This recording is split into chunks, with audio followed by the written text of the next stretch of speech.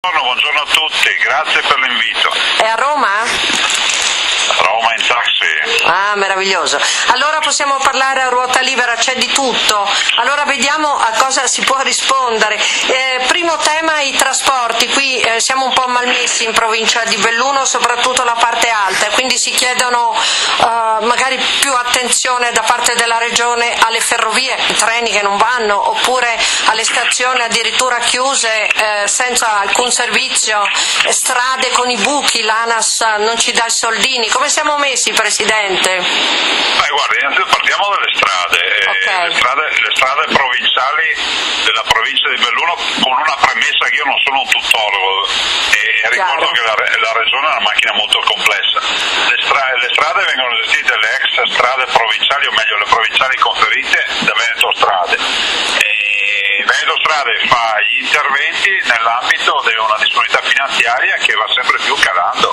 Cioè, quando i cittadini sentono lamentarsi il Presidente della Regione di risorse, non devono pensare a una lamentela contro qualcuno, ma devono pensare che negli ultimi 4 anni la Regione è passata da una spesa libera totale di quasi 500 milioni di euro, cioè 4 anni fa, ad oggi che è di circa 79 milioni di euro. Con quei 79 milioni di euro bisogna occuparsi dell'ambiente, fare nuove opere idrauliche, occuparsi delle strade, dell'agricoltura, del turismo, di parte del sociale, delle attività produttive, di tutto quello che vi viene in mente. Questo poi ha ricadute inevitabile che la parte che riguarda le strade è una parte che, per quanto importante sui 79 milioni, ha le ricadute che ha. Del resto noi lasciamo ogni anno 21 miliardi di tasse a Roma. Bisogna che le tasse che diamo a Roma ce le teniamo noi.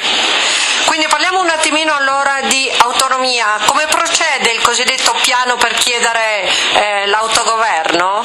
Il Veneto? Guardi, io la ringrazio per questa domanda. Chiariamo subito una cosa. Innanzitutto che ci sono 2 leggi referendarie che noi abbiamo fatto prima dei catalani per quanto riguarda la legge per il referendum dell'indipendenza e un'altra legge per un referendum per chiedere l'autonomia. Sono 2 leggi referendarie, sono state entrambe impugnate dal governo Renzi, quindi il governo dice non dovete fare il referendum per chiedere, peraltro in maniera pacifica, ai veneti cosa pensano rispetto a indipendenza e autonomia, e quindi noi abbiamo controricorso contro il governo per difendere le nostre leggi referendarie.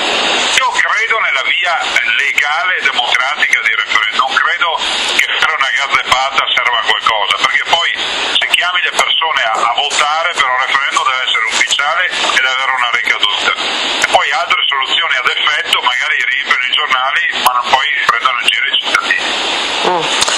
Senta, allora, qui da Belluno il sindaco Massaro propone già da tempo il discorso dell'integrazione gomma-rotaia, però non ne fa solo una questione di pubblico, potrebbe esserci anche il privato e quindi dare il via a una gara, insomma, per il trasporto pubblico migliore, proprio tornando all'argomento di prima.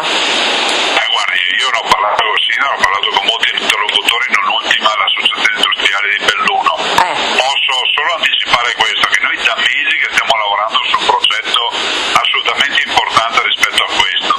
Non mancheremo di presentarlo, appunto, mi fermo qui nel rispetto di chi sta lavorando e soprattutto del fatto che ci sono gare e parti, diciamo, pubbliche, ufficiali, legali che devono essere annunciate con le dovute maniere, ma posso garantire che c'è un progetto rispetto a quella ferrovia, rispetto all'intermodalità sul quale vogliamo investire. Intermodalità vuol dire scendere dal treno e trovare subito un pullman che ti porta dove il treno non può portarti. Fermo restando che noi abbiamo un limite, che la ferrovia Conegliano Calalzo, Vittorio Veneto Calalzo, metteteci come volete, chiamatela come volete, ha un limite che è quello di essere un binario solo e di avere i limiti di velocità e di non essere elettrificata, per cui i treni che corrono lì non sono treni elettrificati. Questo per dirla lunga. Poi dico a chi sta già pensando perché non ci mettete la corrente, perché ci vuole una montagna di soldi che se lo facessimo potremmo farci una ferrovia nuova.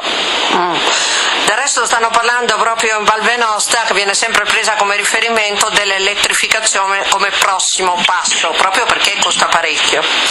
Allora, guardi, però cominciamo a dare anche dei dati bellunesi, perché sennò c'è sempre chi li prende in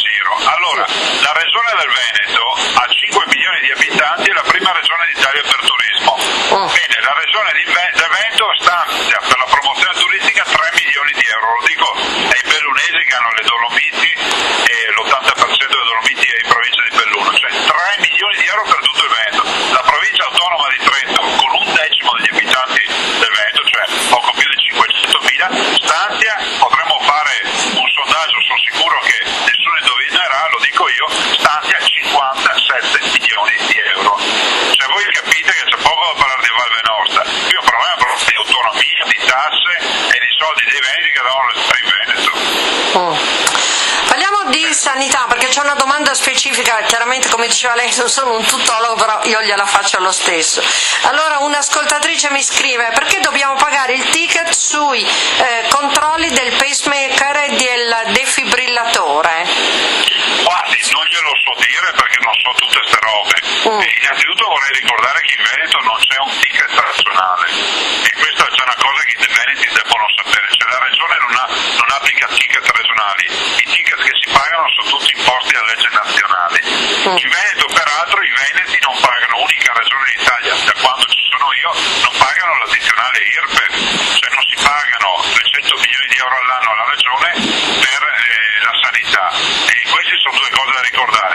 Quanto a questa la signora diamo una risposta, lascio anche il numero di telefono, sì, che è 041 279 sì, 2863, ok, 041 279 2863, sì. Casomai se mi contattate vedo di chiarire anche questo aspetto e diamo una risposta puntuale alla signora. Ecco, mi sembra molto, molto bene questo. Senta, a Roma posso chiederle per cosa?